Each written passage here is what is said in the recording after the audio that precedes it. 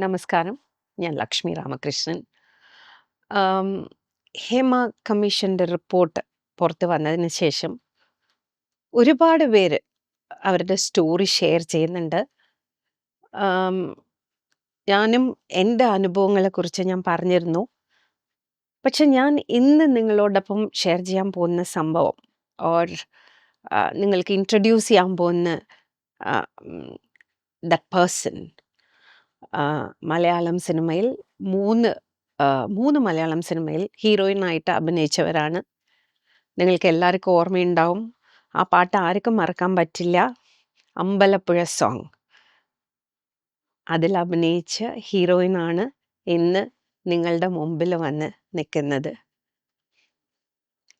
അവരുടെ സ്റ്റോറി അവർ പറയും. ആം, ഇത്ര ദിവസം എന്തുകൊണ്ട് പറഞ്ഞില്ല, നിങ്ങൾ ആൾക്കാരുടെ പേര് പറയണം, ഇതുമാതിരി നിബന്ധനകളൊന്നും ഞാൻ വെക്കാൻ പോകുന്നില്ല. ഈ കുട്ടി തമിഴിലും ഒരു പടം ചെയ്തിട്ടുണ്ട്. അവരുടെ ഡെബ്യൂ തമിഴിലായിരുന്നു. So before I introduce doctor Sujatha, ഞങ്ങളുടെ രണ്ടുപേർക്കും ഇടയിലുള്ള connection I have to tell you. Doctor Sujatha is my niece. എൻ്റെ ചേച്ചിയുടെ മോളാണ്. സോ അത് കാരണം ഞാൻ പേഴ്സണലി ഇതിൽ ഭയങ്കര ഇമോഷണലി ഇൻവെസ്റ്റഡ് ആണ്. ഞാനിത് മനസ്സിലാക്കിയപ്പോൾ അവരെൻ്റെ അടുത്ത് പറഞ്ഞപ്പോൾ it was very recently 2 days back, right? എനിക്കൊരു 3 hours I just froze. I didn't know how to react. I didn't know what to tell her because നമ്മൾ എന്ത് പറഞ്ഞാലും that's not enough. That may not be right. So അത് കാരണം അത് മാത്രമല്ല, നമ്മൾ എപ്പോഴും വിചാരിക്കും ഇതൊക്കെ ആർക്കോ ആണ് സംഭവിക്കുന്നത്, എവിടെയോ ഒരു സ്ഥലത്ത് ഒരു കുട്ടിക്ക് സംഭവിച്ചു. അതങ്ങനെയല്ല. നമ്മൾ മനസ്സിലാക്കാത്ത കാര്യം എന്താ വെച്ചാൽ അവരും നമ്മളമാരി ഒരു ഫാമിലിയിൽ നിന്ന് വരുന്ന ഒരു കുട്ടിയാണ്. അപ്പോൾ നമ്മുടെ ചുറ്റും നമ്മുടെ വളരെ അടുത്തുള്ള ആൾക്കാർക്ക് ഇതൊക്കെ സംഭവിക്കുന്നുണ്ട്. അവർക്ക് ഒന്നില്ലെങ്കിൽ തുറന്ന് പറയാൻ പറ്റുന്ന സിറ്റുവേഷനിലല്ല, അല്ലെങ്കിൽ അത് കേൾക്കാനുള്ള മെച്യൂരിറ്റിയും കേൾക്കാനുള്ള ധൈര്യവും നമ്മൾക്കില്ല. അതായിരിക്കും പല പ്രാവശ്യം സംഭവിക്കുന്നത്. So without further delay, let me introduce doctor Sujatha. Hi ഗണ്ണ. Hi, Chithi. So I think you have to introduce yourself because Sujata is a very accomplished person now. We are very, very proud of her. And ഈ subject ഒരു survivor ആയിട്ട് മാത്രമല്ല, അവരൊരു mental health professional ആയിട്ട് ഇത് സംസാരിക്കാൻ പറ്റും. So what you say today, Sujatha, is going to have lot of weightage, right? So I want you to talk about your professional qualification in this field. Okay, so I have a doctorate in human development and family science, and I have a specialization in couples and family therapy. Currently, I have a private practice which deals in relationship issues. So I see a lot of individuals as well as married and unmarried couples. And the goal is for each individual, whether they're in a relationship or not, to form a relationship with themselves through their relationships, through understanding their interactions with other people. So that is my life's calling. That's what I do every day. Awesome. And she's a mother of 2 girls, 2 lovely girls. So that's a big qualification. It's been fantastic having 2 girls. It has been Awesome. a great experience. Awesome. Sujata, I want to know നിങ്ങളുടെ reaction എന്തായിരുന്നു? പക്ഷെ just tell the audience about your stint in cinema. What was your your debut was in Tamil, right? തമിഴിലാണ് first film. അത് കഴിഞ്ഞിട്ട് you did 3 beautiful films in Malayalam. If I'm right, the first film was നീലക്കുറുക്കൻ. No, yeah. നീലക്കുറുക്കൻ was the first release. Though I acted in Advaitam. അദ്വൈതം and പൂച്ചയ്ക്കാണ്ടം 6 മണി കെട്ടും. So Ambalappuzha song ഞാൻ പറഞ്ഞ മാതിരി ആർക്കും മറക്കാൻ പറ്റില്ല. And tell me, you left cinema all of a sudden, right? We'll go to the reason behind it. Before that, tell me about your reaction when you saw the Justice Hema Commission report. So my friend from India, Anita, sent me that information because she knew it directly involves somebody like me. The first reaction was relief, Chiti. I was so relieved. And the second thought was, now is the time for me to talk. After all these decades, I have frequently thought I want to be able to talk about this outside of my family and friend circle. And something prevented me from doing that, I think fear. But this time, there was no fear. That was the reaction. And then I immediately thought of you and I reached out to you saying, I want to do this with you.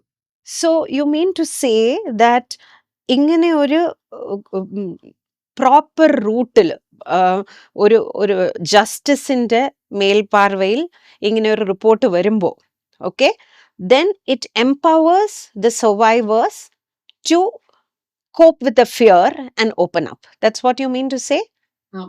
So that is the intention of, so we need to congratulate the WCC members, the government, though the commission report was delayed by 5 years, right? But then it came out. That's a great achievement on its own. And also the Hema Commission, the whole committee as such, for doing this for the women of today, right? 100%. There are consequences. നമ്മൾ ഇങ്ങനെ ഒരു സാധനം public ആയിട്ട് വന്ന് പറയുമ്പോൾ first intention, I want to know your intention. What do you want to achieve by talking about this in public? Because I have heard your story. As your aunt, I couldn't bear to listen to it because I was like shocked beyond words. Appo angane varumbo, when you come out in public and talk, there are a lot of things involved. Your family, your mom, your sisters, your daughters, and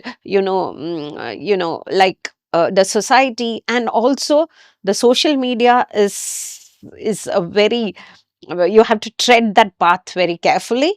Then the legal consequences. Okay, so I want to know first, tell me about your intentions, your intention of going public. So my motivation is not to cause any kind of controversy, to create any kind of drama. My motivation is to reach, if possible, every single home in India, across the globe, because this is not a problem just in India, just in Kerala, right? I want to be able to reach families, parents, particularly parents, and then the younger girls and the women, so that we can start the conversation about the root cause of this. What we have covered so far in terms of consent is very much the tip of the iceberg. For me, it is much deeper rooted, and I want to start that conversation globally. That's my intention. So you said it is not about Kerala, it's not about India, and it is not just about cinema also. Because this is happening. I have heard stories of mothers being asked for sexual favors to admit their nursery going children in school. Okay, we have seen this happening in schools. The teachers who are supposed to guide and groom the children, being the predators. We have seen this happening in corporate sector. So which is the safe place? Talk about the Kolkata incident, the doctor, the intern, so it is everywhere. But are you prepared to face the consequences legally? See, Kerala government has appointed a special investigation team. So whenever a girl or a lady opens up, the media is supposed to act responsibly and inform SIT, and they would take up the case with the consent of the survivor. Are you going on the legal route? Do you plan to go on the take that route? So you were the first person who warned me, right? Because I don't know much. I live in another country. I'm not in touch with that system yet. It's now. So you warned me, and my friends warned me, right, about everything you're just talking about. So I have given that much thought, and I have realized that I do not gain anything by putting anybody in jail. That's not going to do anything for me or anybody else. So the perpetrator is in his 70s, not interested. Whatever happens to him, I don't care. I believe that God, the universe, is with me in this. So I believe that this message is going to be received by the people who need to receive it. It may not be everybody, but I will be happy if a few people get something out of this.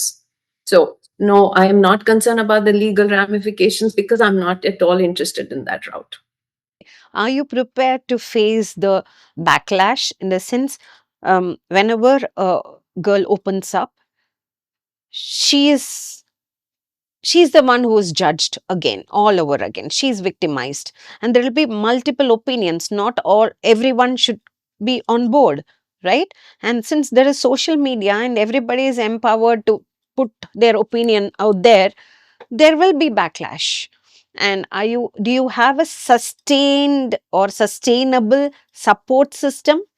Because you will go through emotional, because when I do the show, I tell all the people who participate in the show, this is the first thing I tell them. Because നമ്മൾ ഇങ്ങനെ ഒരു സാധനം പുറത്തു വന്ന് പറയുമ്പോൾ അത് consume ചെയ്യുന്നവർ responsible ആയിരിക്കണം എന്നില്ല, അവർക്ക് ആ മെച്യൂരിറ്റി വേണമെന്നില്ല. അപ്പം എന്ത് ചെയ്യും വെച്ചാൽ അവർ റെസ്പോൺസിബിലിറ്റി ഇല്ലാതെ കൺസ്യൂം ചെയ്യും. ചിലപ്പോൾ ഞാൻ അവിടെ ഇരുന്ന് പറയുന്ന ആങ്കറിന് തന്നെ I'm not empowered to do the edit. ഒരു സമയം ഓരോരോ സമയം അതിൻ്റെ ടൈറ്റിൽ വേറെ മാതിരി പോവും. പക്ഷെ ഇതുമാതിരിയുള്ള പ്ലാറ്റ്ഫോമിൽ അത് നടക്കില്ല, ബിക്കോസ് ഇവിടെ ഞാനാണ് ചെയ്യുന്നത് ഇത്. പക്ഷെ ഇത് എൻ്റെ ചാനലിൽ നിന്ന് പല പേരെടുക്കും ഇത്. It happens. നമ്മൾ എന്ത് ഫ്ലാഗ് ചെയ്താലും അത് പുറത്തു പോവും. അവരവർക്ക് ഇഷ്ടത്തിനുള്ള ടൈറ്റിൽസ് ഇടും. Unnecessary voices will come in. ആ കോണ്ടെക്സ്റ്റ് വിട്ടിട്ട് പറഞ്ഞ കാര്യത്തിൽ നിന്ന് സെൻസേഷണലൈസ് ചെയ്യാൻ പറ്റുന്ന സാധനം മാത്രം എടുത്ത് അതിടും. അപ്പം ഇതൊക്കെ ഇമോഷണലി നിങ്ങളെ ഡിസ്റ്റർബ് ചെയ്യും. Because what you have gone through is not something which anybody can get over all their life, right? So angane varumbo, do you have a support system? My girls are my greatest support system, and they are social media experts, right? They're at that age, so they will protect me well, so I'm not that concerned.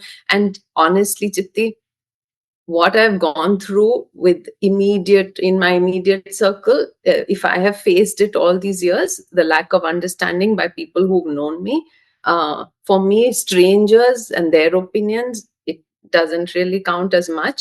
I will just ask all the viewers to be responsible. I'm in my 50s today, and this is not to gain any kind of fame. That's not my motivation. So if you are not interested in what I have to say, ignore me. So അവരിപ്പോൾ പറഞ്ഞത് എത്ര ശരിയാണ്. അവർ പറഞ്ഞത് അവരവരുടെ 50s അവരൊരു ഫെയിമിനോ ഒരു അറ്റൻഷനോ അവർ ഈ കൺട്രിയിൽ പോലും ഇല്ല.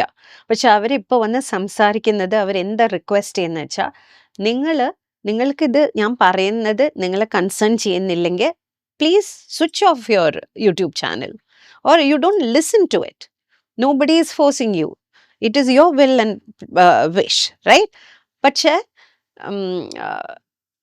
ഓൾറെഡി സർവൈവർ ആയിട്ട് ഓൾറെഡി ഓൾ ദ പെയിൻ അനുഭവിച്ച ഒരാളെ അനാവശ്യമായിട്ട് അറ്റാക്ക് ചെയ്യുന്നത്, it is not the right way to handle this, because this is not just about some other woman as somebody else out there. It is also about the people around you. ഫ്യൂച്ചറിൽ വരാൻ പോകുന്ന നിങ്ങളുടെ ഫാമിലിയിലുള്ള പെൺകുട്ടികൾക്കും വേണ്ടിയാണ് എല്ലാവരും ഇത് ചെയ്യുന്നത്. So അതാണ് അവർ പറഞ്ഞു വരുന്നത്. So let us go to your story, Sujata. You told me that your first reaction to this report was that at least now I'm empowered enough to talk. I will talk. Now, can we listen to your story, Sujata? Will you be able to talk in Malayalam? You want to talk in Thai or Tamil? Vanda, you talk in English. I will. அது எனக்கு fluent வராது. And sorry, Malayalam டெஃபினட்டா எனக்கு நன்னா புரியும். ஆனா பேச தெரியாது. சரியா? ரொம்ப வருஷமாச்சு ஷூட்டிங் பண்ணுறது மலையாளத்துல பேசியிருந்தேன், இப்போ இல்லை. So if you don't mind, I will speak in English. You can explain or make me repeat myself if you need to. But this is such a personal story that I can only think in English. That is why, right? Okay. No Please disrespect go to Malayalam or Tamil. Please go. Okay. So I'm not going to give every single detail. The outline is Yeah. important. I want to tell you, please be comfortable. There is no compulsion. Whatever you're okay, comfortable talking about, please say only that. Yeah. Right? Yes. Yes. Yes. So I was 18 years old, my first year in college in Chennai. And I was very enamored because Revati, actress Revati, lived in my own colony and she had gone through my school, high school. And I had come out of a girls' high school and I was all about, I want to be like Revati, not knowing much, but I was very taken up with movies. I had grown up on Hindi and Tamil and Malayalam movies, right? So mostly Hindi and Malayalam, I would say. And when through my college theater, some contact reached out to somebody, it's a long story. I got a call for a screen test by this couple, the actress, a very popular actress in the South, and her husband. I fought my mom. My dad was supportive. My mom absolutely didn't want me to do this. But I fought her. I was 18. I went for this screen test, met both of them. The man I was deeply uncomfortable in my interaction with the man. She seemed okay. I came back home feeling sick. So now I understand. After 30 years, I understand it's the body's response that we have to start paying attention to. I came home with a high fever and I told my parents the next day. I talked to my teacher, who was my very close confidant, and we discussed this. Then I told my parents, I do not want to do movies. And I'm not comfortable. That man wasn't comfortable. Thankfully, I had some sense to say that. Then this couple, the lady, called my father when I wasn't around, had a long conversation, and I remember the words 7 lakhs. Back then, in 1990, 7 lakhs seemed like a huge amount for me and my father.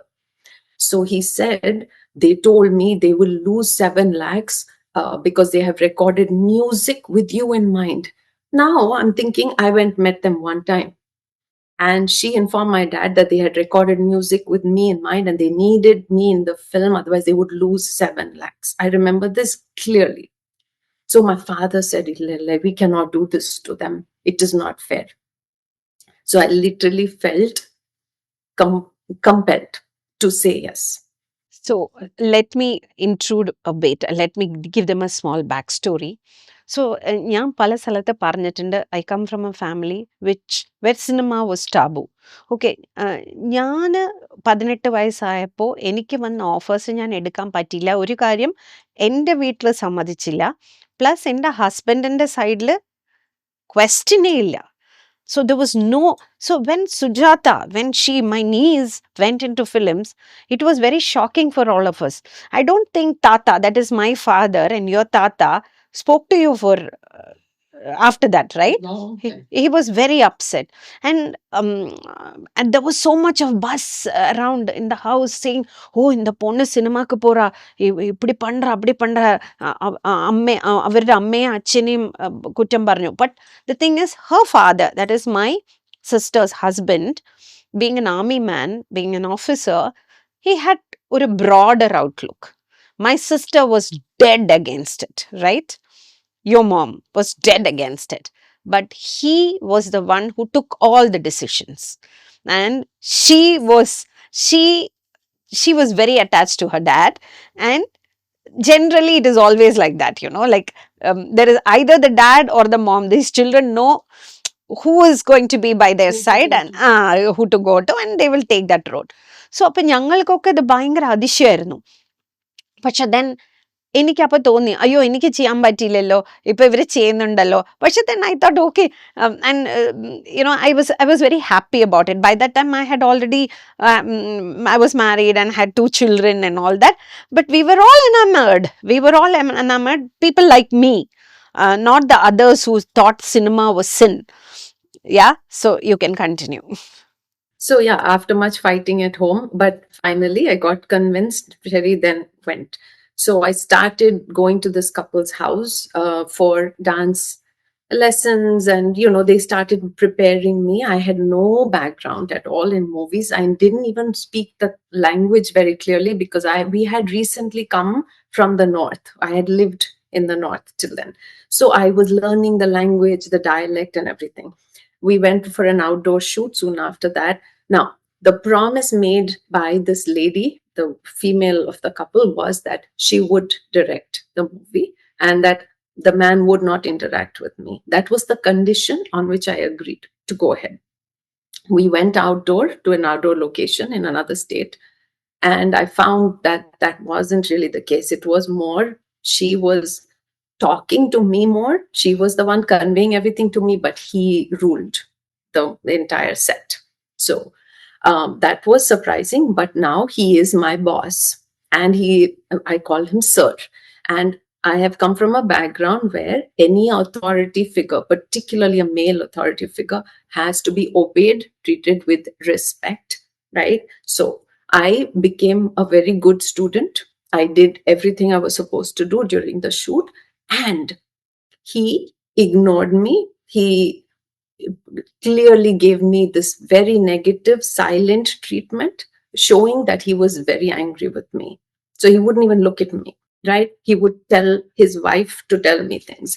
And all that created so much tension within me, anxiety, because we as girls are brought up not to make people angry, particularly men. So I sensed all that, and I think I tried to appease. As I appeased more, he calmed down, and then we became this family. During that outdoor shoot, they would treat me like their own child. They would buy me milkshakes regularly. I was loving it because I was being spoiled much more than I was ever spoiled at home.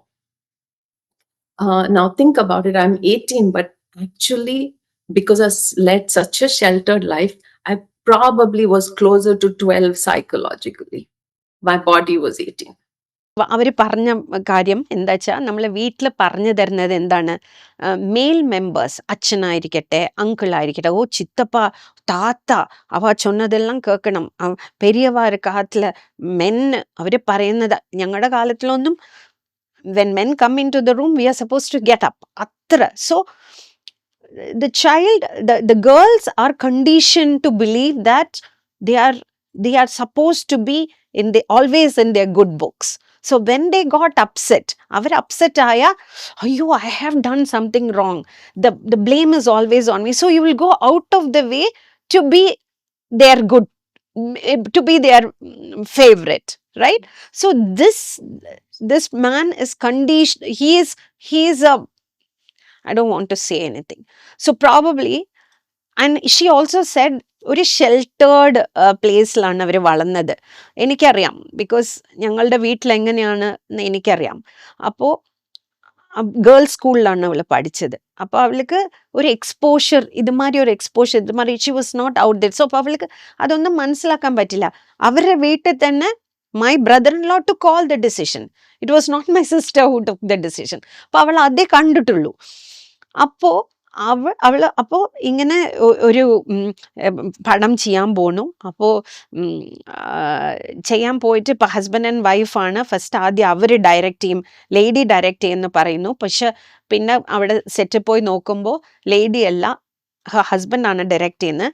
പക്ഷെ ആ husband ഈ കുട്ടിയുടെ അടുത്ത് ഭയങ്കര serious ആയിട്ട് അവർ നോക്കി സംസാരിക്കാതെ, ഒരു ഭയങ്കര ഒരു ഡിസ്റ്റൻസ് കീപ്പ് ചെയ്ത് ഒരു സ്ട്രിക്റ്റ് മാസ്റ്ററായിട്ട് നടക്കുമ്പോൾ ഇവർക്ക് പേടി തുടങ്ങി. ഓ ഇവരല്ലേ എൻ്റെ ഡയറക്ടർ എന്ന് പറഞ്ഞാൽ സർ ഡയറക്ടർ, എന്ത് ഡയറക്ടർ എൻ്റെ അടുത്ത്, oh am I doing something wrong, ആ പേടി വരും. അപ്പോൾ she wants to be a good student, so she will go out of the way. Then slowly um, he says, okay, you're now better, you're like my child, എൻ്റെ മോളെ മാതിരിയാണ് നീ, അപ്പോൾ ഞാൻ നിനക്ക് ഇഷ്ടപ്പെട്ട സാധനങ്ങളൊക്കെ വാങ്ങിച്ചിരും. അപ്പോൾ വീട്ടിൽ അച്ഛനമ്മ നല്ലോണം ചീത്ത പറയും, ദാറ്റ് ഈസ് ഒബീഡിയൻ്റ് ആയിട്ടില്ലെങ്കിൽ ചീത്ത പറയും, നിറയെ കാര്യങ്ങൾ അവൾക്ക് ഇഷ്ടപ്പെടാത്ത കാര്യങ്ങൾ പറഞ്ഞാൽ നല്ലോണം ചീത്ത പറയും. അതൊന്നും ഇവിടെ ഇല്ല, ഇവിടെ ഫുൾ പാമ്പറിങ് ആണ്. അപ്പോൾ ആ വയസ്സിൽ ആ കുട്ടി എന്ത് വിചാരിക്കും, these people are better than my parents. This is what you have to be careful about. This is a pattern. Please continue. That's good to know. Perfect, Chiti. That's exactly it. And I do want to add that it wasn't his anger during the set. What it brought up for me was intense guilt and shame, because I had told his wife that wasn't comfortable with him. So I started feeling terrible that I had blamed him, because he made it very clear that he was angry with me about that. So now I'm trying to make up for what I had done wrong in my mind. That's what. So അവരെന്താ പറയുന്ന വെച്ചാൽ, അവർ ആ ലേഡിയുടെ അടുത്ത് പറഞ്ഞിരുന്നു, ഞാൻ നിങ്ങളുടെ ഹസ്ബൻഡിൻ്റെ അടുത്ത് കംഫർട്ടബിൾ അല്ല, എനിക്ക് എന്തോ ഒരു അൺകംഫർട്ട് ഉണ്ട് എന്ന് പറഞ്ഞപ്പോൾ അവരുടെ ഹസ്ബൻഡിൻ്റെ അടുത്ത് പോയി പറഞ്ഞു. അപ്പോൾ അതുകൊണ്ടാണ് അയാൾക്ക് ദേഷ്യം. പക്ഷെ അത് കഴിഞ്ഞ് അയാൾ ഭയങ്കര നൈസായിട്ട് പെരുമാറിയപ്പോൾ ഈ കുട്ടി വിചാരിച്ചു, ഇത്ര നല്ലൊരു മനുഷ്യനെ, എന്നെ മോളെപ്പോരെന്നുള്ള കരുതുന്ന മനുഷ്യനെ ഞാൻ എങ്ങനെയോ ഇത് ഇങ്ങനെ കുറ്റം പറഞ്ഞ്. അപ്പോൾ ഔട്ട് ഓഫ് ദ വേ അതൊരു ഗിൽട്ടായി, അതിന് മേക്കപ്പ് ചെയ്യണം, നമ്മൾ നല്ല കുട്ടിയായിരിക്കണം. That is what happened, she says. Correct. So then this was all during my college first year summer vacation. Our schedule was back in Madras, and this was entirely from their house. So everything was happening at home. We would go on a shoot and come back to their house. And the dance rehearsals, everything was going on. So every morning I was expected to go to their house, and I'd stay there all day, eat with them. Meanwhile, they told me that I reminded them very much of her daughter. They showed me, I didn't know much, but they showed me pictures, and then that girl had also acted in movies. And the press was saying I looked like her. Everybody compared me. And then the other important piece of this was both the husband and wife said that this girl had accused this man of rape as her stepdad when she was living in the house. She left the house and gave interviews about the rape. And both this husband and wife told me that she was unstable, that she was lying. So now I also have it in my head that this man is a good man. How can he be accused of rape? So what is wrong with this daughter? She must have been 19 years old, maybe 1 year older than me at that point. Her own mother ridiculed her. So that was the foundation where I started out in this family. Then I was told by the mother how much she missed her daughter. And so I almost was pulled into this thing of I am your child. And I am a very empathetic person. Now I know that. At that point, I didn't know. So I automatically filled that role for them because she needed a child. And like you said, at home, there was a lot of conflict, right? Because I'd become a teenager. I was no longer listening to my father as much. I was arguing with my mother. So I wasn't feeling like their good child any longer. So that was a problem at home. And here was a home where they were just embracing me as their daughter because their daughter had hurt them. So very very important point അവർ പറയുന്നത്, നമ്മുടെ family നമുക്ക് വളരെ important ആണ്. Because ഇതുമാതിരി ഒരു സിറ്റുവേഷനിൽ എന്താണെന്ന് വെച്ചാൽ നമ്മുടെ കുട്ടികളെ നമ്മൾ വഴക്ക് പറയും, നമ്മൾ എപ്പോഴും കൊഞ്ചിക്കൊണ്ട് നിൽക്കാൻ പറ്റില്ല.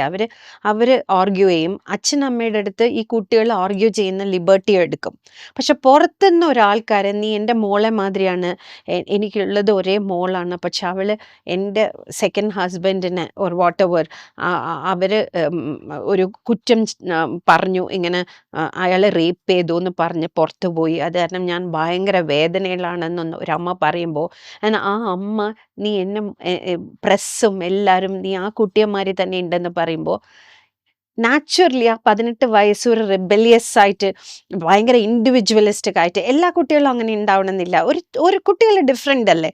അവള് കുറച്ചൊരു എന്താ പറയുക, ഞാൻ പറയുന്ന കാര്യങ്ങൾ എനിക്ക് ചെയ്യണം എന്ന് പറയുന്ന ഒരു കുട്ടിയാണ്. അപ്പോൾ അച്ഛനമ്മ എന്നെ ചീത്ത പറയുന്നുണ്ട്, എന്നെ വഴക്ക് പറയുന്നുണ്ട്. പിന്നെ അവൾ എതിർത്ത് സംസാരിക്കാൻ തുടങ്ങി. അപ്പം അച്ഛനത് ഇഷ്ടപ്പെടില്ല. അപ്പോൾ അതൊക്കെ വരുമ്പോൾ വീട്ടിൽ പ്രശ്നം വന്നപ്പോൾ ഇവരാണ് നല്ല ആൾക്കാർ, ഇവരാണ് ഇവർക്കാണ് എൻ്റെ അടുത്ത് സ്നേഹം, അവരുടെ മോള് പറഞ്ഞത് നുണയാണ്. ആ അമ്മ ആ സമയത്ത് എൻ്റെ മോളിങ്ങനെ പറഞ്ഞല്ലോ, എൻ്റെ മോള് മോള് അൺസ്റ്റേബിളാണ്, മോള് വെറുതെ കുറ്റം പറഞ്ഞതാണെന്ന് പറയാതെ ഇതിൻ്റെ സത്യാവസ്ഥ എന്താണെന്ന് ആലോചിച്ചിരുന്നെങ്കിൽ ഇനിയൊരു കുട്ടിക്ക് അനുഭവിക്കേണ്ടി വന്നിരിക്കില്ല. നിങ്ങളെ വിശ്വസിച്ച് നിങ്ങളുടെ വീട്ടിലേക്ക് She already knew, I think. So and it's denial. അപ്പൊ നമ്മൾ ചില കാര്യങ്ങൾ വിക്ടിംസ് തന്നെ അത് ചെയ്യാറുണ്ട്. നമുക്കറിയാം നമുക്ക് അത് നടന്നിട്ട്, പക്ഷെ നമ്മൾ വിശ്വസിക്കണ്ട, നമുക്കത് അക്സെപ്റ്റ് ചെയ്യണ്ട. ബിക്കോസ് അത് അക്സെപ്റ്റ് ചെയ്താൽ നമ്മൾ ചീത്ത ആൾക്കാരായി. അങ്ങനെയാണ് നമ്മളെ കണ്ടീഷൻ ചെയ്തിരിക്കുന്നത്. അപ്പോൾ അവരത് അക്സെപ്റ്റ് ചെയ്തില്ല. അപ്പം she became a prey. That is how she got trapped. So girls or boys these days, there is no difference.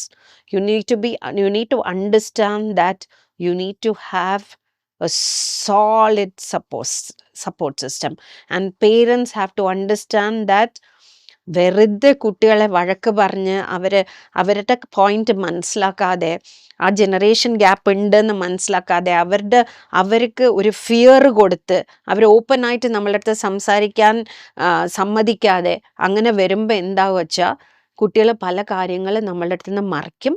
പിന്നെ ആ ഫിയറിൽ ഉള്ളപ്പോൾ അവർ നമ്മളുടെ അടുത്ത് നിന്ന് പിന്നെയും അകന്നു പോവും. അതുമാതിരി ഒരു സിറ്റുവേഷൻ വരാൻ പാടില്ല. അതാണ് അന്ന് അവിടെ സംഭവിച്ചത്. ബിക്കോസ് അച്ഛനമ്മയെക്കാളും ആർക്കാണ് കുട്ടികളുടെ അടുത്ത് സ്നേഹം ഉണ്ടാവുക? ആർക്കാണ് അതിനേക്കാളും അക്കരെ എങ്ങനെ ഉണ്ടാവുക അല്ലേ? എനിക്ക് ഓർമ്മയുണ്ട്, ഇതൊക്കെ നടക്കുമ്പോൾ ഞാൻ വന്നിട്ടുണ്ട് ആ വീട്ടിലേക്ക്. പക്ഷെ എനിക്ക് ഒന്നും അറിയില്ല. ഇപ്പൊ 3 ദിവസം മുമ്പ് വരെ എനിക്കൊന്നും അറിയില്ല. മോളെൻ്റെ അടുത്ത് പറയുന്നത് വരെ എനിക്കൊന്നും അറിയില്ല. പക്ഷെ അന്ന് ഞാൻ വിചാരിച്ചത് ഇവള് വഴക്കിട്ട്, അച്ഛനമ്മയുടെ അടുത്ത് വഴക്കിട്ട് അവിടെ പോയി. ഞാൻ പോയിട്ട് അവളെ കൺവിൻസ് ചെയ്ത് കൂട്ടിക്കൊണ്ടുവന്നു വീട്ടിലേക്ക്. അത്രേ എനിക്കറിയുള്ളൂ. പിന്നെ അവള് സിനിമ വിട്ടു, പിന്നെ കല്യാണം കഴിച്ചു, പുറത്തു പോയി, അതൊക്കെ അറിയാം. പക്ഷെ പിന്നെ ഇതുമാതിരിയുള്ള സംഭവം ഒന്നും എനിക്ക് അറിയില്ലായിരുന്നു. ആർക്കും അറിയില്ല. ചേച്ചിക്ക് പോലും അറിയില്ല. അച്ഛനറിയായിരുന്നോ? ഇല്ല. Nobody knew. Okay. So then as time went on, one day when she wasn't around, he was sitting and talking to me, and he suddenly said, "I love you," and kissed me. And when I think back to that day, I remember the disgust. That was the first feeling I got. So I do want to say my background. I went from a girls' school to a co-ed college, and it took me a few months to even get used to having seen boys. So I had never touched a boy. I had never been kissed. I had never been in any romantic relationship until that point. Every idea of romance came from movies. And the biggest idea movies gave me was, if you get kissed, then, and if somebody tells you they love you, then you are obligated to love them back. That was the greatest miserable mistake that movies have done for my generation, at least growing up. Okay, so any boy is supposed to say I love you, and you're supposed to say I love you in return, because otherwise you're wrong. Now the good thing was, because I was in a co-ed college, there were many boys who were saying that kind of stuff, but they were my peers. I could say no, I could reject comfortably without feeling guilt. So here's a man now, he is almost 40 years old, and I'm a teenager. This man, who I've regarded as a father figure, as a director, my teacher, my mentor. So he sits there and he randomly says, "I love you," and he kisses me. Okay. I think I completely froze. I don't think I said anything. He just proceeded to say whatever he wanted to. The rest of it is blank for me. I know so I come back home, and then I have some close friends in my colony, and I'm almost in my head telling them, these girls, the story, because next day I'm supposed to go back for rehearsals, and I don't know what to do. I think I shut it all down and I went back, because there is no way I can tell people this. It is the most, for me, it was shameful. I didn't know what to do. And second, can I cause such a big uproar as to get out of a movie at this point? That is too much. I'm be a bad person to do that. All this in my head, thought process, right? Whatever an 18-year-old can come up with. So I proceeded to go back there to that same environment, and he took it step by step by step of invading my body, right? Every day between rehearsals, whenever his wife was even upstairs, he would grab me downstairs. So another part I want to point out, and I know I'm not the only person who's experienced this, so please remember that when something like this happens and you have never been touched before, so your body has its way of responding to touch. Okay. It can look like excitement. Okay. The man can use that to say she consented. The body has its own response mechanism. Okay. You are mentally frozen. So I was like this, almost like a sex slave. That's how I see it. So I would be standing there, he would touch me all over, right? And at some point, I'm sure my body responded, which looked like positively to him. I wasn't in control of my body. This is something I want women to know. Okay. Where does the consent come in? Because your brain is frozen. Your brain is not responding. Its skin is responding. So now she talks as a professional. This is what you should understand. I'm extremely sorry, Kanna, what you have gone through. I understand perfectly well, because as a 5-year-old child and a 6-year-old child, someone like a father figure has, I have gone through it, right? And I know it is very difficult for a, a child to even comprehend what it is. A teenager is no different. Because as you said, അവര് girls സ്കൂളിൽ പഠിച്ച് ഒരു ബോയ്സിൻ്റെ സഹവാസം തന്നെ ഇല്ലാതെ ഒരു atmosphere ഇന്നിങ്ങനെ പോകുമ്പോൾ, അതും അച്ഛൻ ഡയറക്ടർ, അച്ഛന്മാരെ ഒരാൾ ഡയറക്ടർ, എൻ്റെ ടീച്ചർ, എൻ്റെ മെൻറ്റോർ, അങ്ങനെയുള്ള ഒരാൾ ഭയങ്കരമായിട്ട് റെസ്പെക്റ്റ് ചെയ്യുന്ന ആള്, അയാൾ ഇൻഅപ്രോപ്രിയേറ്റ് ആയിട്ട് ടച്ച് ചെയ്യുമ്പോൾ, ഷീ സേസ് ഇമോഷണലി സൈക്കോളജിക്കലി, അത് മാത്രമല്ല വീട്ടിൽ പ്രോബ്ലമാണ്, വീട്ടിൽ വഴക്കിട്ടിട്ടാണ് അവർ അവിടെ പോയിരിക്കുന്നത്. അപ്പം അവിടെ പറയാൻ പറ്റില്ല, ഫ്രണ്ട്സിൻ്റെ അടുത്തൊക്കെ പറയാൻ നാണക്കേട്, അതായ ഞാനാണ് കുറ്റക്കാരി. പ്ലസ് ഇത്ര ഫിലിം എന്ന് പറയുന്നത് ഒരു അപ്പോഴൊക്കെ ഭയങ്കര ഇതാണ്, ഇതുമാതിരി ഒന്നല്ല, ആക്സസിബിലിറ്റിയെ ഇല്ലാത്ത ഒരു സമയമാണ്. അപ്പോൾ ഞാൻ കാരണം ഇത്ര വലിയ പ്രശ്നമാവുക. അപ്പം തനിക്ക് നടക്കുന്നത് പ്രശ്നമാണെന്നല്ല, അതാണ് ഏറ്റവും വലിയ ക്രൈം എന്നറിയാനുള്ള ഇതില്ല, ബാക്കിയെല്ലാണ്. Because the society has taught the girls to never take care of themselves. They are never the first priority. It is always അവരെന്ത് വിചാരിക്കും, ഇവരെന്ത് വിചാരിക്കും, ഞാൻ ഒരു അച്ഛനമ്മയ്ക്ക് ബേർഡൻ ആവാൻ പാടില്ല, ഞാൻ ഇവർക്ക് ബേർഡൻ ആവാൻ പാടില്ല, ഞാൻ സ്കൂളിൽ നല്ല കുട്ടിയായിരിക്കണം, ഇതെല്ലാം നമ്മൾ പറഞ്ഞു കൊടുക്കുന്നത്. എനിക്ക് എന്ത് സംഭവിക്കുന്നു, എന്നെ അയാൾ ഒരു സെക്സ് സ്ലേവ് ആക്കുകയാണെന്ന് മനസ്സിലാക്കാനുള്ള കഴിവ് ആ 18 വയസ്സ് കുട്ടിക്കുണ്ടായിരുന്നില്ല. Then how did you take that step to come out? What was that? Because I remember bringing you back home. But അപ്പോഴും ഇതൊന്നും നടന്നത് അവൾ പറഞ്ഞില്ല, പറയാൻ പറ്റില്ല, പറഞ്ഞാൽ പോയി സ്റ്റിഗ്മറ്റൈസ് ആവും, വീട്ടിൽ സ്റ്റിഗ്മറ്റൈസ് ആവും, ഫാമിലി സ്റ്റിഗ്മറ്റൈസ് ആവും, 1000 പേരുണ്ടാവും ഞങ്ങൾ പറഞ്ഞില്ലേ സിനിമയ്ക്കൊന്നും നമ്മുടെ കുട്ടികളെ അയക്കാൻ പാടില്ല എന്ന്. സിനിമയിൽ മാത്രമാണ് നടക്കുന്നത്. 5 വയസ്സ് കുട്ടികൾക്ക്, ഞാൻ പറയുന്നുണ്ടല്ലോ, ആ ഫാമിലിയിൽ വളർന്ന ആളല്ലേ ഞാൻ. അപ്പോൾ നിങ്ങൾ സിനിമയിൽ പോകാൻ പാടില്ല എന്ന് പറഞ്ഞു. അപ്പൊ വീട്ടിൽ നടന്ന ഇന്ന് ആരും മറുപടി പറയും? 5 വയസ്സ് കുട്ടിയുടെ മുമ്പിൽ ഇരുന്ന് മാസ്റ്റർബേറ്റ് ചെയ്ത ആളെ നിങ്ങൾ ഇന്നും റെസ്പെക്ട് ചെയ്യുന്നുണ്ട്. ഈ സംഭവം അറിഞ്ഞ എത്രയോ പെണ്ണുങ്ങൾ ആ ഫാമിലിയിലുണ്ട്. ഇത് ഞങ്ങളുടെ ഫാമിലിയിൽ മാത്രമല്ല. 10 ലേഡീസിന്റെ അടുത്ത് നമ്മൾ ചോദിച്ചാൽ അതിൽ ഞാൻ പറയും 8 പേര് would have gone through it. But what Sujatha says is 10 out of 10. അപ്പൊ ഇത് സിനിമയിൽ മാത്രമുള്ള സംഭവം അല്ല, ഇത് ആ കണ്ടീഷനിങ് ആണ്. Okay, tell me ma. So how did you take that step? How did you come out of this web? I do want to go back to what you said. One thing for all the younger people watching us, remember, we're talking about late 80s, early 90s. There is no social media. So that's something you have to be very aware of. There was no access at all to any other kind of information, right? That's one important thing. So you're talking about sex education also. That's my second point. So we know only from very outdated movie kind of situations where 2 people kissed like this and then flowers would come in the middle. That is the kind of movie I've grown up on. Nobody, so including your parents, the whole thing. That's it, right? And it's always and then parents have never talked to you about sex or your body. One time a school teacher said, oh, when a man touches you, it feels good, but you have to be careful. I think that's all my sex education was. So this is very critical compared to my daughters. They have way more understanding of sex and the body. Okay.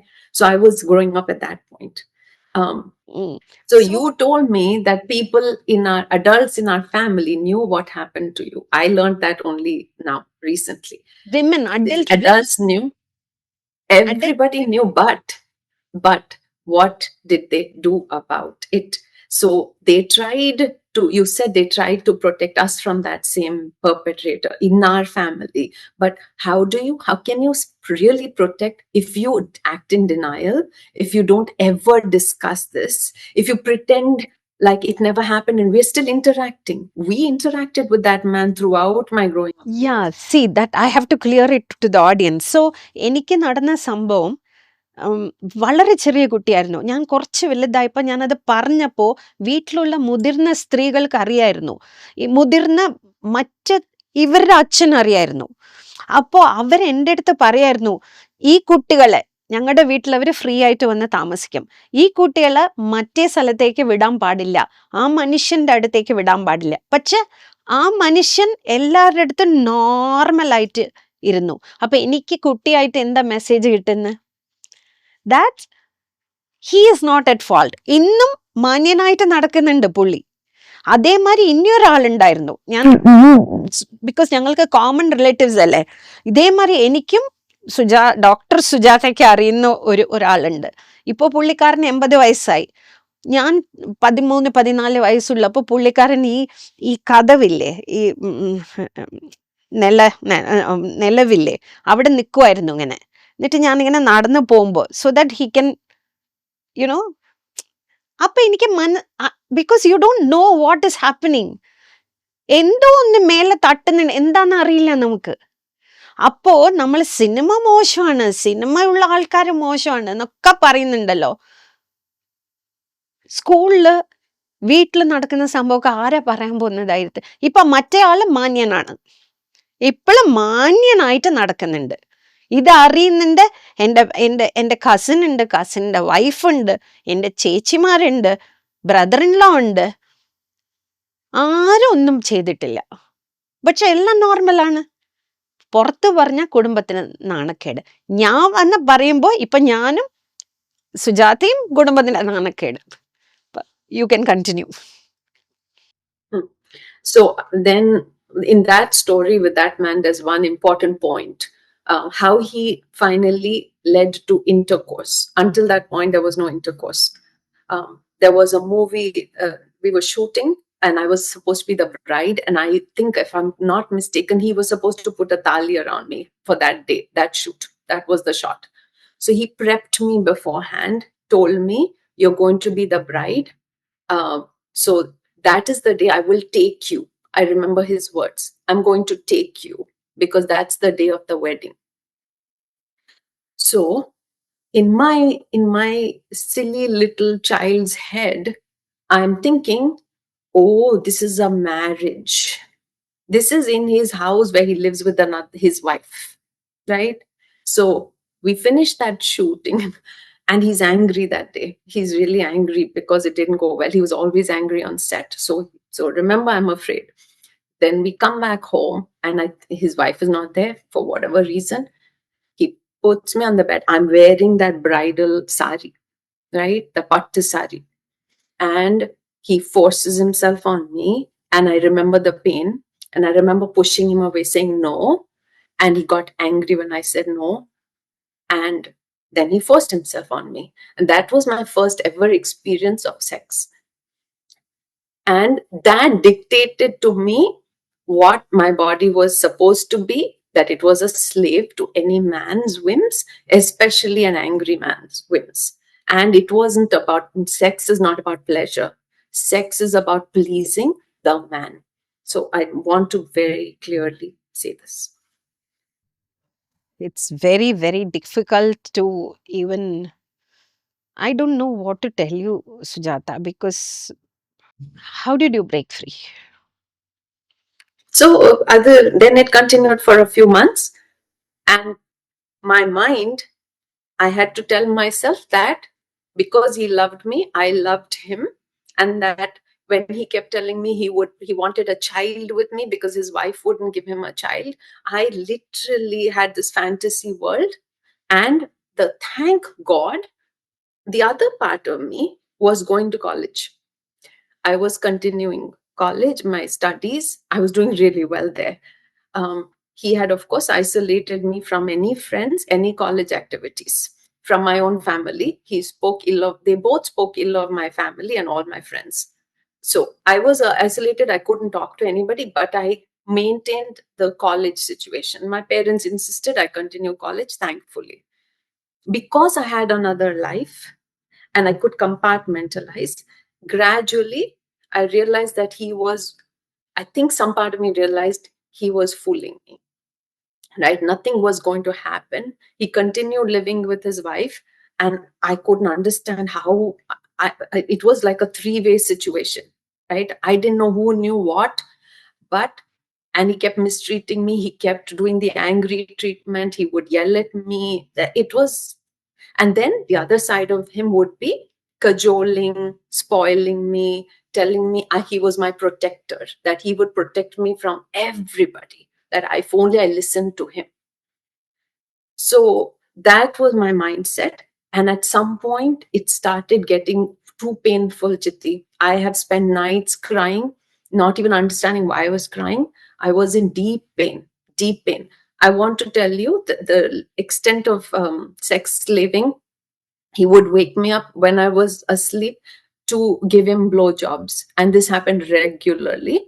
One time, he has taken a metal, he used to have a metal rod to, in case anybody broke into his house, he has inserted that metal rod into me, right? That is, and that is the extent to which I was enslaved. And I'm so grateful it didn't cause any damage. I just couldn't say no.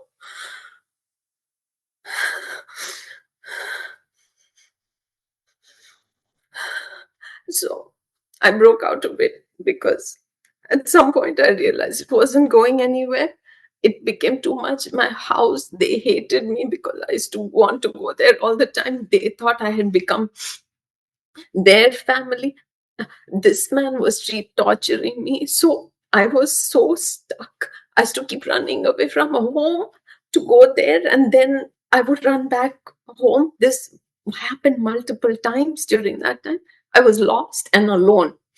And finally, one day I walked out of their home. I went back to my house, um, and I stayed away for several months. I went And I suffered because there was this crazy attachment that you get because he was the first man in my life. So what happens is you think it's love, but it is that weird abuse attachment that you have, and I couldn't get out of it. I was suffering even more. I met my ex-husband in college at that point, and something made me want to go and confess to this man because I was still guilty that I had met another man and I had a boyfriend now. So out of guilt, I took my boyfriend along, made him wait outside their house. I went upstairs. I hadn't given my boyfriend any details. He just knew that they were my uncle and auntie. That's what I called them. So I went upstairs. I told him, I have a boyfriend. He looked at him from the window and he said something really mean about the way he looked, right? And then I proceeded, thankfully, I had the courage to argue with him. And I said, but you took advantage of me. That was the first time I used those words. And he caught me by the neck, pushed me against the bed. That was the first time. I mean, he had touched me in sexually violent ways, but this was actually physically violent. I got very scared and I left their house. So, but that was pretty much the end, not emotional end. I continued to be part of that house. Then my energy was stuck in that house for years after that. But physically, I started a different life after that. C there are വളരെ important ആയിട്ടുള്ള 2-3 point നമ്മൾ she's my daughter. അത് കാരണം എനിക്ക് ഇത് people say even doctors don't operate on their own kid. It is like that for me. ഇത്ര ഞാൻ നിറയെ കുട്ടികളെ എൻ്റെ ഷോയിൽ കണ്ടിട്ടുണ്ട്. അപ്പോൾ നമ്മൾ വിചാരിക്കും ഇത് നിന്റെ തെറ്റല്ലേ. നമ്മൾ ഇങ്ങനെ ചേച്ചിയുടെ ഹസ്ബൻഡിൻ്റെ ഒപ്പം റിലേഷൻഷിപ്പ്, 4 കുട്ടികളുള്ള ആളുടെ ഒപ്പം റിലേഷൻഷിപ്പ്, അങ്ങനെയൊക്കെ വരുമ്പോൾ നമ്മൾ വിചാരിക്കും ഇത് ഈ കുട്ടിയുടെ ഇതൊക്കെ ബുദ്ധിയില്ലേ, ഇതിന് അറിവില്ലേ, കല്യാണം ഉള്ള ആൾ കൂടെയാണോ പോകുന്നത്. പക്ഷെ ഇമോഷണലായിട്ട് സൈക്കോളജിക്കലായിട്ട് എങ്ങനെയാ ഇവരെ സ്ലേവ്സ് ആക്കുന്നത്, സെക്സ് സ്ലേവ്സ് ആക്കുന്നത്. അവർ ആ അയൺ റോഡിൻ്റെ കാര്യം പറഞ്ഞില്ലേ, and she said sex is not about pleasure, it is about pleasing the man. ഇത് എത്ര വലിയ ഇമ്പോർട്ടൻറ്റ് പോയിന്റാണ്. എൻ്റെ അടുത്ത് പല പേര് ചോദിച്ചിട്ടുണ്ട്, നിങ്ങളുടെ വീട്ടിൽ നിങ്ങളുടെ മോൾക്ക് വല്ല പ്രശ്നം വന്നാൽ നിങ്ങൾ പബ്ലിക്കായിട്ട് വന്ന് പറയുമോ എന്ന്. ഞാൻ എന്താ പറയുന്നുണ്ട്, because it is not about my child, it is not about just her, it is about so many of you out there. What you need to understand is this is how you get trapped. എൻ്റെ ഷോയിൽ വന്ന ഒരു കുട്ടി എനിക്ക് ഓർമ്മയുണ്ട്. ആ കുട്ടിക്ക് 13 വയസ്സുള്ളപ്പോൾ അമ്മയുടെ ബോയ്ഫ്രണ്ട് ആ കുട്ടീനെ പ്രഗ്നൻ്റ് ആക്കി. നാട്ടുകാരെല്ലാവരും കൂടെ പറഞ്ഞു പോലീസിൽ കൊടുക്കണ്ട, അയാൾ തന്നെ ഈ കുടുംബത്തിനെ പോറ്റും. അപ്പം അമ്മയും മോളും ആ മോളുടെ അനിയനും ആ അമ്മയുടെ ചെറിയ പയ്യനും. സോ ഇയാളായിരുന്നു അവരെ നോക്കിക്കൊണ്ടിരുന്നത്. ഇപ്പം ഡോക്ടർ സുജാത പറഞ്ഞ ഒരു കാര്യമുണ്ടല്ലോ, ആ കുട്ടി വിശ്വസിക്കാൻ തുടങ്ങി ഇയാൾ അവളുടെ സേവിയറാണ്, വലിയ ഒരു ഫേവറാണ്, വലിയൊരു ഇതാണ്. അപ്പം ആ കുട്ടി അയാളെ സ്നേഹിക്കാൻ തുടങ്ങി. പക്ഷെ ആ കുട്ടി വലുതായി വരുമ്പോൾ ഇവർ രണ്ടുപേരെയും സ്കൂളിലേക്ക് അയച്ചു, പഠിപ്പിച്ചു. പക്ഷെ ബിക്കോസ് അവിടെയുള്ള ഗ്രാമത്തിലുള്ള ആൾക്കാരെല്ലാം അത് ഫോഴ്സ് ചെയ്തു, അല്ലെങ്കിൽ ഞങ്ങൾ പോലീസിൽ പിടിച്ചു കൊടുക്കുന്ന പറഞ്ഞു. അപ്പോൾ ഈ കുട്ടി വലുതാവും. പക്ഷെ ആ കുട്ടി പ്രസവിച്ചു, 14 വയസ്സിൽ പ്രസവിച്ചു. അമ്മ ആ കുട്ടിയെ നോക്കും. അത് ആൺകുട്ടിയായിരുന്നു. അവിടെ അയാളുണ്ടാവും. ഈ കുട്ടിയെ ഫ്രണ്ട്സിനെ കാണാൻ പാടില്ല. ഇപ്പൊ അവർ പറഞ്ഞില്ലേ, വീട്ടില് ബാക്കിയുള്ളവരടുത്ത് സംസാരിക്കാൻ പാടില്ല. ഇവിടെ പ്രശ്നം എന്താ വെച്ചാൽ വായി തുറന്നാ പോയി അവൾക്ക് പറയാനുള്ള ഒരു സ്പേസ് ഇല്ല. ബിക്കോസ് ആരും അതാ കേൾക്കുന്ന മനസ്സിലാവില്ല നമുക്ക്. ഒരു സ്ത്രീ വന്ന് പറയുമ്പോൾ എന്നെ ഇയാളെ എൻസ്ലേവ് ചെയ്തു, എന്നെ റേപ്പ് ചെയ്തു എന്ന് പറഞ്ഞിട്ട് പിന്നെ നിങ്ങൾ എന്തിനാ അയാളുടെ കാലിൽ പോയി വീണ്? നിങ്ങൾ എന്തിനാ നിങ്ങളുടെ കല്യാണത്തിന് അവരെ വിളിച്ച്? അവള് പറയുന്നുണ്ട്, അവള് ഇത്രത്തോളം ക്രൂരമായി പെരുമാറിയ ഒരാളുടെ അടുത്ത് അവള് കല്യാണം കഴിക്കാൻ തീർച്ചയാക്കിയപ്പോ ആ പയ്യനെയും കൊണ്ട് അവരെ വീട്ടിൽ പോയി അവള്. What is that? നമ്മൾ മനസ്സിലാക്കിയിരിക്കോ? നമ്മൾ ഈ കുട്ടിയല്ലേ കുറ്റം പറഞ്ഞിട്ടുണ്ടാവുള്ളൂ. അപ്പൊ ആ പെൺകുട്ടി കോളേജിൽ പോയാൻ തുടങ്ങിയപ്പോൾ എന്നെ വന്ന് കാണുമ്പോൾ ആ കുട്ടിക്ക് 21 വയസ്സ്. അവള് she fell in love with her classmate. This man was so angry, so angry. Said, how can you cheat me? You can't do this. അപ്പൊ അന്ന് ആ കുട്ടിയുടെ അടുത്ത് ഞാൻ പറഞ്ഞു, വേണ്ട, ഇത് നിനക്ക് മനസ്സിലായില്ലേ? നീ ഇവിടെ നിൽക്ക്, നിന്റെ അമ്മയാണ് കുറ്റം പറയേണ്ടത്. നീ ചെറിയ കുട്ടി, അവൾക്ക് മനസ്സിലാവണ്ടേ? പക്ഷെ ഞാൻ പോലീസ് DIG, അന്ന് മൈലാപ്പൂർ DIGയുടെ അടുത്ത് സംസാരിച്ചിട്ട് എല്ലാം തയ്യാറാക്കിയതാണ്. പക്ഷെ ആ അമ്മ വന്ന് എൻ്റെ അടുത്ത് പറഞ്ഞു, ക്ഷമിക്കണം, ഞാൻ ഈ കുട്ടിയെ നോക്കിക്കോളാം, അവളെ പഠിക്കാൻ വെക്കാം, അവൾക്ക് ഇഷ്ടപ്പെട്ട ആൾ അവൾ കല്യാണം കഴിച്ചോട്ടെ എന്നൊക്കെ പറഞ്ഞ് ഇയാളെ ഹാൻഡ് ഓവർ ചെയ്തിട്ട്, പോലീസിൽ ഹാൻഡ് ഓവർ ചെയ്തിട്ട് ഈ അമ്മയും മോളും, അമ്മ കരഞ്ഞു, ആ കുട്ടിയുടെ കാല് പിടിച്ചു, ഭയങ്കര നന്നായി. എന്നിട്ട് അവരെ രണ്ടുപേരും കൂടെ ഒരു ഹോട്ടൽ റൂമിൽ, ഞങ്ങൾക്ക് അറിയുന്ന ഹോട്ടലാണ്, അവിടെ സ്റ്റേ ചെയ്യിപ്പിച്ചു. ബിക്കോസ് അടുത്ത ദിവസം പോലീസ് പ്രൊസീജിയറൊക്കെ ഉണ്ട്. Already inform the police. Next day രാവിലെ അമ്മ കുട്ടീനെ കൺവിൻസ് ചെയ്ത് അവളെയും കൂട്ടി പോയി. പിന്നെ പോലീസ് ഡിപ്പാർട്ട്മെന്റ് DIG വിളിച്ചിട്ട് പോലും ആ കുട്ടി കേസ് കൊടുത്തില്ല. May be she still enslaved. ആ ജീവിതം തന്നെയായിരിക്കും അവൾ ജീവിച്ചുകൊണ്ടിരിക്കുന്നത്. എങ്ങനെ? എന്തുകൊണ്ട്? ബിക്കോസ് അവളെ പ്രൊട്ടക്ട് ചെയ്യേണ്ട അമ്മ, നീ ഒരു പെണ്ണാണ്, നിനക്ക് നിന്റെ പ്ലഷർ, നിന്റെ സെൽഫ് റെസ്പെക്ട്, സെൽഫ് എസ്റ്റീമിന് പ്രയോറിറ്റി കൊടുക്കേണ്ട ഒരു റൈറ്റ്സ് ഇല്ല. നീ ആണുങ്ങളെക്കാളും താഴെയുള്ള ആളാണ്, നിനക്ക് ജീവിക്കാൻ പറ്റുന്നതന്നെ വലിയ ഫേവറാണ്. ഇതൊക്കെയാണ് കണ്ടീഷനിങ്. സോ ദിസ് ഇസ് ഇതാണ് പല കുറ്റങ്ങൾക്കും കാരണം. ഇപ്പോ നമ്മൾ നിർഭയയുടെ പോസ്റ്റ്മോർട്ടം റിപ്പോർട്ട് വന്നപ്പോൾ the same thing had happened. Iron rod. Abhaya, same thing had happened. I could not have imagined that it would have happened to her. And the child has survived. She has gone ahead, done her PhD. She has brought up 2 girls. We are so proud of you, Kana. Yeah. Yeah. So once I got into the movies, the kind of filth that I had heard from those 2 people who mentored me about women and or everything, that illicit stuff that was going on, was shocking beyond words. That was my first exposure into real filth.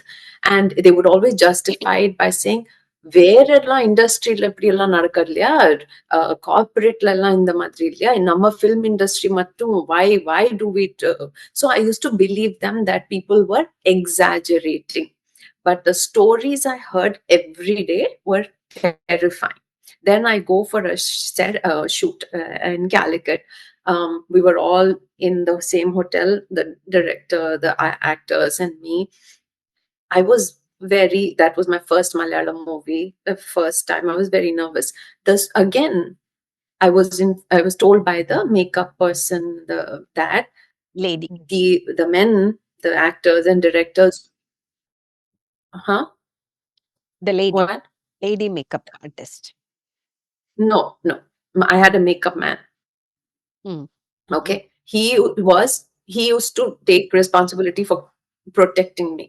Thankfully, he was always, and he was well aware of the industry, so he would tell me what to do, how to behave. And the funniest part, or the most criminal part, is that the people who enslaved you are the people who posed as protectors. And they sent this man to say, protect her, right? But the man who raped me was also getting information about me from this makeup man, because he wasn't physically present with me during the shoot. So my every activity was reported back to the people in Madras. So ഇയാള് കൂടെ ഒരു makeup മാനെ അയച്ചു. എന്നിട്ട് ഇവരെ പറഞ്ഞു പഠിപ്പിച്ചു ഇത് protect ചെയ്യാണെന്ന്. ആരാ പ്രൊട്ടക്ട് ചെയ്യുന്നത്? എന്നിട്ട് അവിടെ നിന്ന് നടക്കുന്ന സംഭവമൊക്കെ ഇവിടെ പറഞ്ഞു കൊടുത്തു. അപ്പോൾ ഒരു തിരുടൻ ഇനിയൊരു തിരുടനെ വരാതിരിക്കാൻ ചെയ്യുന്ന മാതിരിയാണ് അല്ലേ? Correct. Something like that. Because I'm owned. He owns me. So now he's leasing. Ownership. Very much. He owns me. So he's leasing his property to somebody else. But he will protect me when I'm not with him. Right. And on some level, it feels good. Oh, I'm protected. But on another level, it's like I'm monitored, I'm watched. I cannot express. I'm supposed to behave in certain ways. Right. So then I would hear stories about these men on this, in the movie business, calling hairdressers, summoning women hairdressers to their rooms in the middle of the night, and that the hairdressers and other women, junior artists, did not have an option but to go. So that was when I heard that, Chitti, it was a very scary feeling, because I was in the same room, in the same hotel, sorry, not in the same room, and I could see their rooms. So I remember thinking, oh my God, this is very scary that women are forced to enter that room. So that was one experience. Then you decided one fine day that you're not doing movies. Well, it happened because so it wasn't very pleasant. Sometimes the assistant directors, men, right, would treat me with disrespect. They would summon me for a shot, ready. And the way they would look at me, and I experienced some. So rehearsal, it would go a certain way. Final take, it would look sometimes men.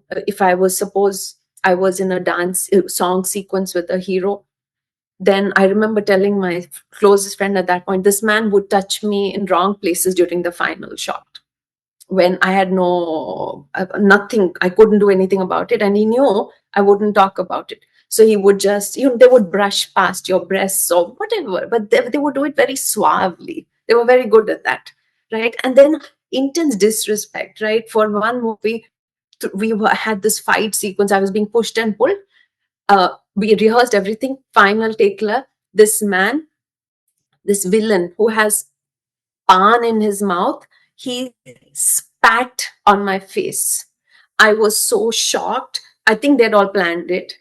Nobody told me that that would happen, right? But I couldn't do anything about it. That was only in the final take. So there were these kind of transgressions that happened just because I was new and I was young and I was a girl. And then there was a situation where I did not want to wear an off shoulder mund. I was very uncomfortable. I requested the director. I said, my father is very unhappy with me and I don't feel comfortable. Can we not do this shot? Can we do it differently? Can I wear something or can I cover with my hair? He said, don't worry, I will tell the cameraman, you get into the water and you come out. I will ask him to take it till here. And he indicated to the cameraman, okay, shot only till here. I go into the water. He tells me to bring my head out. I don't know anything about cameras, angles, nothing. Later, when I watched the screening, my entire shoulder was bare on camera. I was embarrassed, and because my parents had watched it, I was deeply ashamed, but I couldn't do anything about it.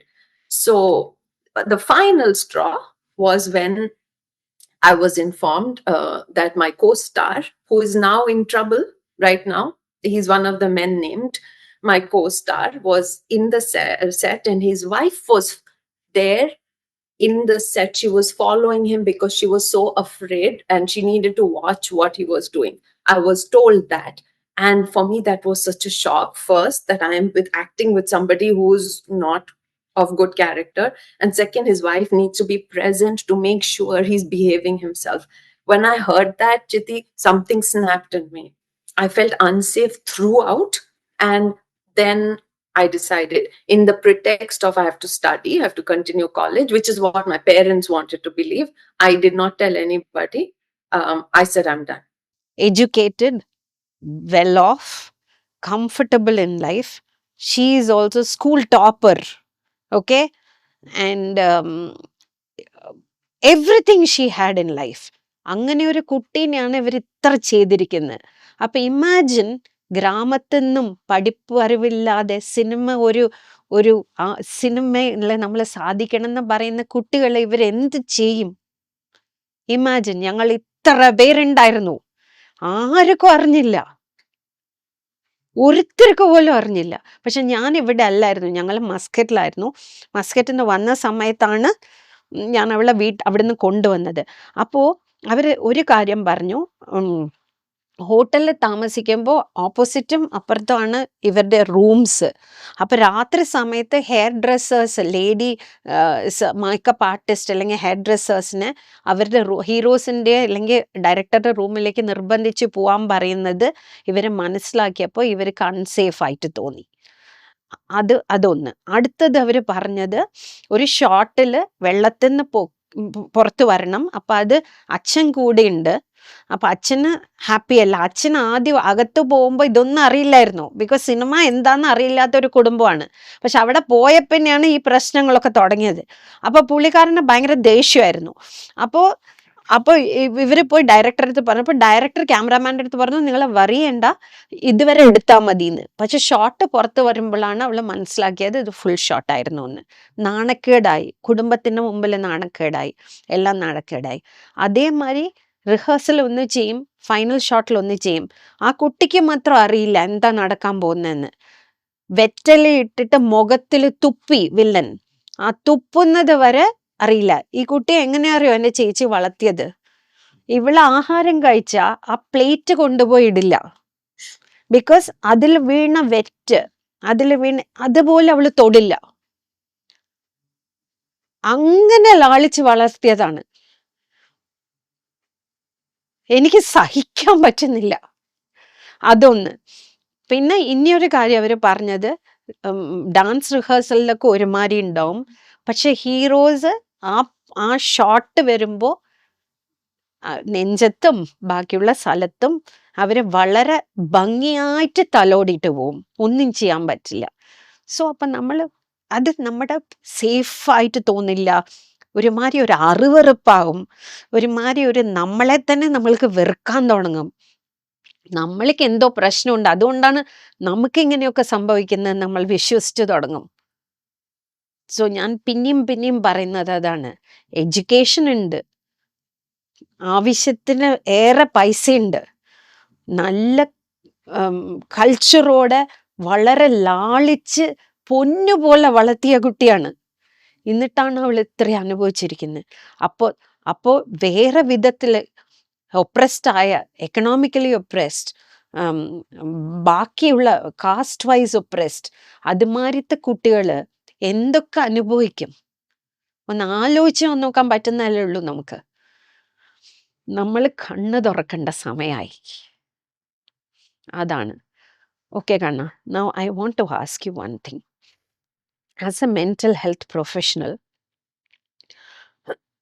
so before that, let me ask you, what was your process of healing? Because you're able to talk about this and you are ready to face the repercussions. You have a lot of clarity. How did you manage to heal? What was the process? I do want to say that it was not only in the film industry. This kind of oppression continued outside of the film industry in jobs that I held with a boss, all men in their 40s and 50s. They took advantage similarly. And again, I completely was in shame and I thought I was the problem. I didn't do anything about it. I thought, and I didn't talk to people about it.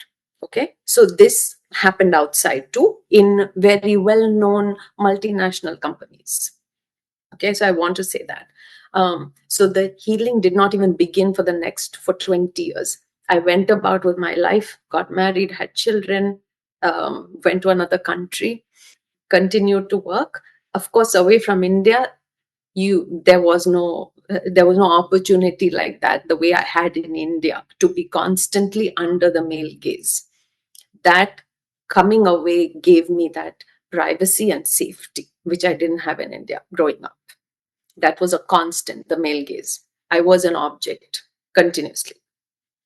So 20 years, I went ahead in shame, deep down, right? Outside, nobody could tell. I was having a decent life, right? I was bringing up my kids. But inside, self esteem was very low, low confidence. I did not like myself at all. I thought I was a bad human being.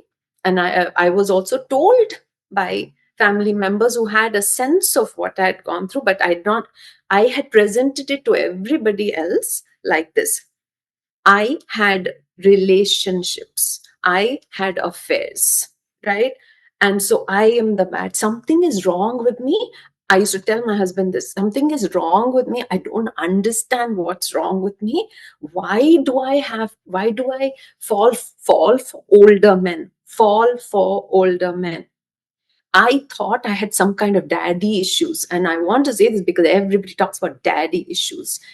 It is not daddy issues. It is these old men who know exactly how to get into your head. And what they do when they catch you young, the brain gets restructured with the trauma that you go through. The brain literally changes. So then to retrain your brain to act differently is a lot of work, and I had to do that work. Okay. I didn't know why, Chitti. It happened. One of my dearest school teachers suggested after many years, she said, "You are wasting yourself. You are going to be able to access people. You are good at understanding people. Go, do something in counseling." I did not know why I did it.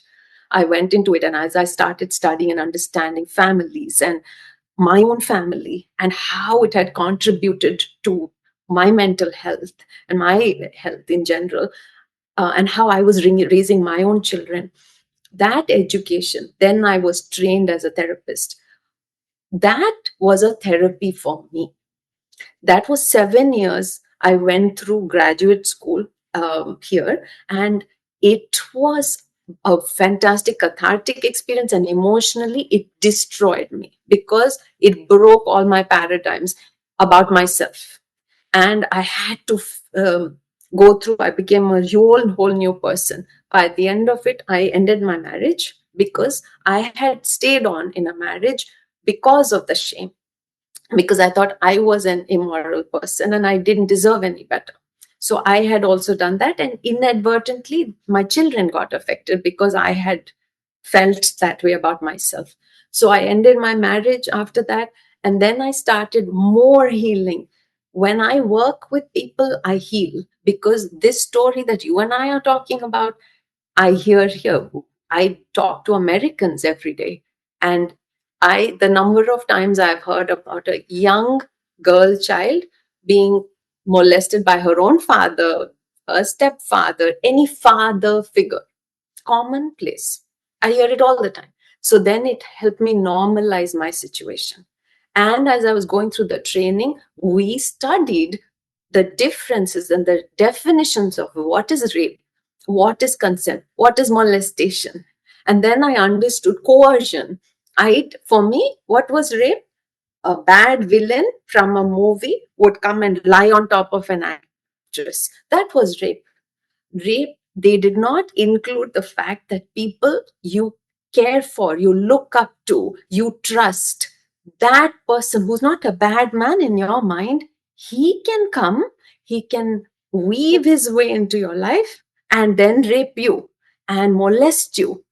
But you'll never be able to call that molestation and rape. I was finally able to, 30 plus years after that incident, I'm able to say the word rape in that context. Till then, it was, I did something wrong. And soon after that, I actually went to a psychologist because it was affecting my marriage. I went to a psychologist, and she told me, she gave it in writing, that I had been physically and psychologically abused at a very young age, and it had impacted my functioning. I did not take those words seriously. In that moment, it hit me, but I denied it because I didn't think I was abused. I thought I was the problem. Took me 30 years. And I have done energy work, I have done body work, including talk therapy. All these together, talk therapy helps because we can access the conscious mind. But there is the subconscious mind and the trauma that is in your body that is not accessible by talking. I am saying this as a talk therapist. I tell all my clients to go to an energy healer who knows about the body. When I did that work, Chitti, recently, that incident with this man, it came out of my body. I cannot explain it. I cried for hours with her, and I could feel it coming out of my body. That was the first time it happened to me. That is why I'm able to sit here and talk about it. Till that point, I would never have been able to talk. So when you say, why don't you just get away from that man? It is because that man, dirty, evil spirit has entered your body already. And I'm not saying this non scientifically, I'm saying his energy field is now in your energy field. So somebody, a professional, has to take it out of your body for you to actually be able to think clearly. ഒരു പെണ്ണ് നടന്നു പോയ അവരെ നോക്കുന്ന വിധം, ആ mail guys, ഇത് ഞാൻ എൻ്റെ കുട്ടികൾ പറഞ്ഞ് ഞാൻ കേട്ടിട്ടുണ്ട്. When they go out of India, they feel they are not subjected to that male gaze. That doesn't mean that people are not being molested or raped outside India.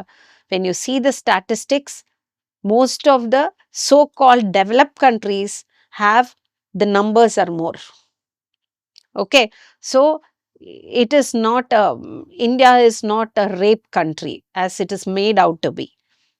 ഏതോ ദൈവാധീനം കൊണ്ട് അവൾക്ക് ഒരു ഗൈഡൻസ്, അവൾ സൈക്കാട്രിസ്റ്റ് അടുത്ത് പോയി, അപ്പോൾ psychologist or what ever, അപ്പോൾ അവർ പറഞ്ഞു, നിനക്ക് you have been abused, emotionally and physically abused.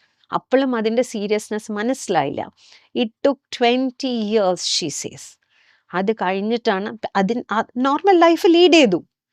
അതുമാതിരി എത്ര പേരാ നമ്മളുടെ ചുറ്റുമുള്ളത്, അറിയില്ല നമുക്ക്. എന്നിട്ട് 7 വർഷം she did her PhD.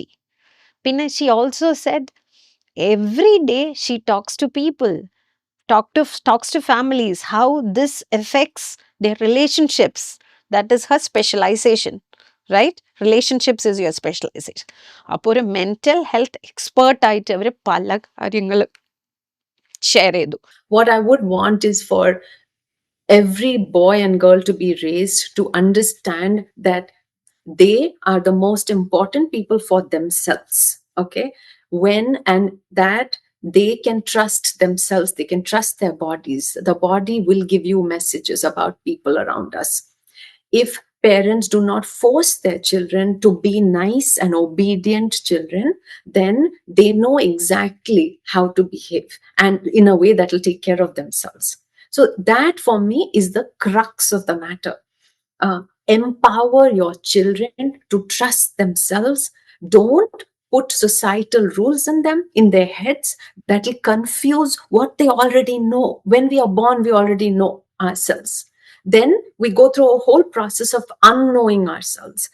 And it sometimes takes 50 years, like you and me, to start knowing ourselves. Why waste those years? Help us when we're children. Awesome, you put everything in that one sentence. See what അവരെന്താ അറിയോ പറയുന്നത്,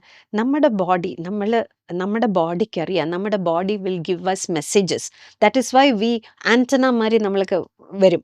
നമ്മൾക്ക് ഇവരുടെ അടുത്ത് comfortable അല്ല. പക്ഷെ നമ്മുടെ ചുറ്റുമുള്ള ആൾക്കാരെ, നമ്മുടെ അച്ഛനമ്മമാർ തന്നെ പറയും, അങ്ങനെ മര്യാദയില്ലാതെ സംസാരിക്കാൻ പാടില്ല, അയാൾ വലിയ ആളാണ്, അയാൾ നമ്മുടെ കാരണവരാണ്, അല്ലെങ്കിൽ ഇവരാണെന്ന് പറഞ്ഞ് നമ്മൾ ആ കുട്ടികളെ കണ്ടീഷൻ ചെയ്യും. അപ്പോൾ ഈ കുട്ടികളുടെ മനസ്സിലൊരു കൺഫ്യൂഷൻ വരും. അങ്ങനെ കുട്ടികളെ കൺഫ്യൂസ് ചെയ്യാൻ പാടില്ല. allow them or teach them to trust themselves. അവരുടെ ബോഡിയും അവരെയും അവർ ട്രസ്റ്റ് ചെയ്യണം. And that is what you said, right? And listen to them. Children know. When your child, ഒരു കുട്ടി വന്ന് നിങ്ങളുടെ അടുത്ത് ഒരു കാര്യം പറഞ്ഞാൽ അത് നമ്മൾ കേൾക്കണം, കേട്ട് കാര്യങ്ങൾ മനസ്സിലാക്കണം. അതല്ലാതെ ബ്രഷ് ദം അസൈഡ്, അതൊന്നുമില്ല, അല്ലെങ്കിൽ നീ മിണ്ടാതിരിക്കുക എന്ന് പറയുന്നത് it's not okay. We'll, because இது மாதிரி incidents, it is not just an incident. She told me it is life. Namaskaram.